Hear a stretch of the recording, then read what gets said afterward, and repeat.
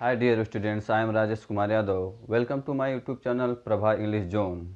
आज हम लोग जो है ट्रांसफॉर्मेशन की टॉपिक के अंतर्गत नेगेटिव सेंटेंस से अफर्मेटिव सेंटेंस में बदलने का रूल नंबर 2 सीखेंगे. रूल नंबर 2 सीखेंगे और रूल नंबर 2 के अंतर्गत नेगेटिव सेंटेंस का जो स्ट्रक्चर होगा वो कुछ इस तरह से होगा. सब्जेक्ट प्लस डू या डज या did plus not plus fail plus to plus verb की first form plus object plus other word होगा. और जब इस नेगेटिव सेंटेंस को अफर्मेटिव में बदलेंगे तो जो सब्जेक्ट दिया रहेगा वो सब्जेक्ट रहेगा और सब्जेक्ट के बाद मेन वर्ब आएगा और मेन वर्ब के बाद ऑब्जेक्ट, ऑब्जेक्ट के बाद अदर वर्ड दिया रहेगा तो उस अदर वर्ड को लिखेंगे. तो दिए गए इस प्रकार के नेगेटिव सेंटेंस को जब हम अफर्मेटिव में बदलेंगे तो जो इसमें सहायक क्रिया डू, डज, डिड और वर्ड नॉट फिर फेल ये सभी जो है अफर्मेटिव बनाते समय हट जाएंगे. उसके बाद टू और टू के बाद जो मेन वर्ब दी रहेगी यानी वर्ब की जो फर्स्ट फॉर्म दी रहेगी टू के बाद की उसको जो है अकॉर्डिंग टू द टेंस अगर जो है सब्जेक्ट के बाद डज नॉट फेल दिया है और फिर टू है फिर वर्ब की फर्स्ट फॉर्म है ऐसे कंडीशन में वो प्रेजेंट इंडेफिनिट का होगा. फिर सब्जेक्ट के बाद अगर do not fail plus to plus verb की फर्स्ट फॉर्म है तो वो भी प्रेजेंट इंडेफिनिट का रहेगा. अगर सब्जेक्ट के बाद did not fail plus to plus verb की फर्स्ट फॉर्म दिया है तो डिड नॉट आपको पता है कि वो पास्ट इंडेफिनिट का नेगेटिव सेंटेंस बनाया जाता है. तो हम एग्जाम्पल के माध्यम से ये समझेंगे, ये क्लियर करेंगे कि जो है दिया गया जो नेगेटिव सेंटेंस है वो किस टेंस का है. तो वो तो जो है आपके नेगेटिव सेंटेंस जो दिया रहेगा उसको देखने के बाद पता चलेगा कि प्रेजेंट इंडेफिनिट कर दिया है कि पास्ट इंडेफिनिट कर दिया है. क्योंकि ये जो सहायक क्रिया 3 आपको दी गई है डू, डज और डिड, डू डज जो होती है वो आपको जो है प्रेजेंट इंडेफिनिट में सिखाया जाता है, बताया जाता है और डिड जो होती है वो पास्ट इंडेफिनिट में बताया जाता है. तो आइए इसे एग्जाम्पल के माध्यम से समझते हैं कि पहला जो एग्जाम्पल दिया है he does not fail to play cricket. He does not fail to play cricket. दूसरा है she did not fail to help the helpless और तीसरा I do not fail to learn my lesson. तो पहले example के माध्यम से समझते हैं कि दिया गया जो नेगेटिव सेंटेंस है उसे अफर्मेटिव में बनाने के लिए है ना, बनाने के लिए जो है क्या रूल्स फॉलो करते हैं जैसा कि अभी आपको ये नेगेटिव सेंटेंस से अफर्मेटिव में बदलने के लिए बताया गया. तो पहले एग्जाम्पल के माध्यम से क्लियर करते हैं. He does not fail to play hockey दिया है तो जो सब्जेक्ट है वो सब्जेक्ट लिखा जाएगा. सब्जेक्ट इसमें ही दिया है तो वो सब्जेक्ट लिखा जाएगा. उसके बाद अभी आपको बताया गया कि डू, डज, डिड और नॉट और ये फेल वर्ड है उसके बाद ये टू ये सभी को जो है हटा दिया जाएगा. हटाने के बाद हम सबसे पहले नेगेटिव सेंटेंस को देखेंगे कि ये कौन सा टेंस है. तो इसमें जो दिया गया नेगेटिव सेंटेंस है वो प्रेजेंट इंडेफिनिट का है. किसका है? प्रेजेंट इंडेफिनिट का. तो ऐसे कंडीशन में हम सब्जेक्ट का भी ध्यान देंगे.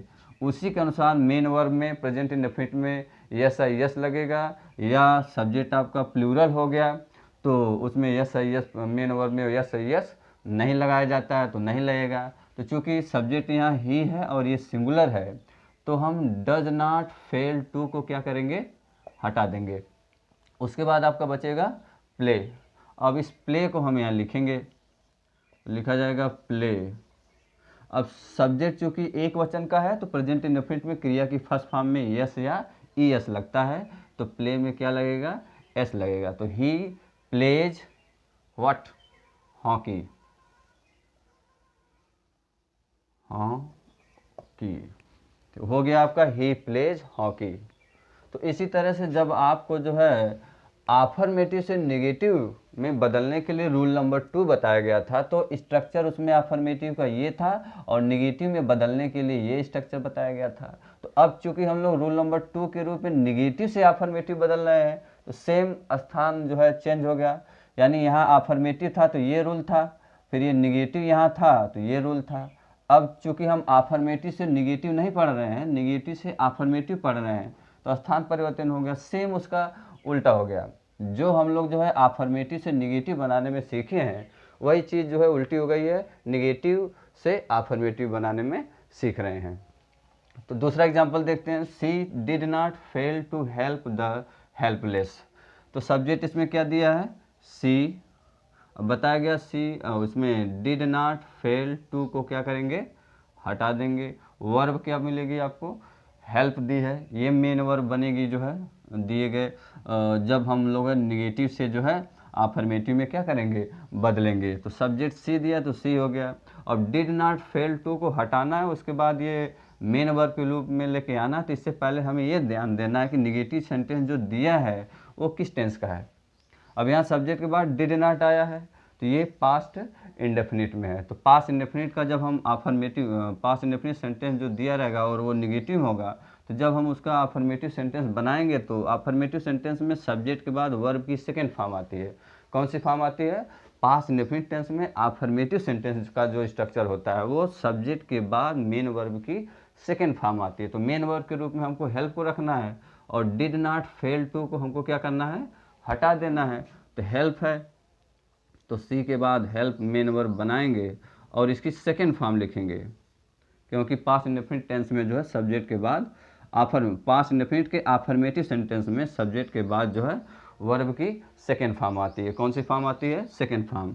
अब ये मेन वर्ब होगी, मेन वर्ब के बाद हमको क्या लाना है, ऑब्जेक्ट। ऑब्जेक्ट क्या दिया है, द हेल्पलेस। तो सी हेल्प द हेल्पलेस, ये आपका निगेटिव से अफर्मेटिव में परिवर्तित हो गया। तो तीसरा एग्जाम्पल भी देखते हैं, I do not fail to learn my lesson. Subject इसमें आई दिया है तो अफर्मेटिव बनाते समय आई लिखेंगे। डू नॉट फेल टू को क्या किया जाएगा, हटा दिया जाएगा निगेटिव से अफर्मेटिव बनाते समय। उसके बाद मेन वर्ब के रूप में आपकी लर्न आएगी। अब ये ध्यान देना है कि ये जो निगेटिव सेंटेंस दिया गया है वो किस टेंस का है। तो ये प्रेजेंट जो है इंडेफिनिट टेंस का है। प्रेजेंट इंडेफिनिट टेंस का जो निगेटिव सेंटेंस होता है वो सब्जेक्ट के बाद या तो डज नॉट आता है या डू नॉट आता है। सब्जेक्ट जब प्लूरल होता है तो डू नॉट आता है, सब्जेक्ट जब सिंगुलर होता है तो डज नॉट आता है। यहाँ डू नॉट दिया है तो डू नॉट फेल टू को हम क्या करेंगे, हटा देंगे और मेन वर्ब के रूप में लर्न को लेके आएंगे। तो आई लर्न। अब सब्जेक्ट के बाद लर्न फर्स्ट फॉर्म आई है, अब इसके साथ जो ना तो यस लगेगा ना ही ईएस, क्योंकि आई को जो है प्लूरल सब्जेक्ट के रूप में रखा जाता है। तो आई लर्न, ऑब्जेक्ट आपका क्या है, माई लेसन। तो आई लर्न माई लेसन। तो उम्मीद होगी कि ये रूल नंबर 2 आपको जो है निगेटिव सेंटेंस से जो है अफर्मेटिव सेंटेंस में बदलने के लिए जो रूल नंबर 2 है वो आपको समझ में आया होगा। इसी तरह से जो है आगे इसका रूल नंबर जो है 3 अगली वीडियो के रूप में जो है बताया जाएगा। तब तक के लिए धन्यवाद।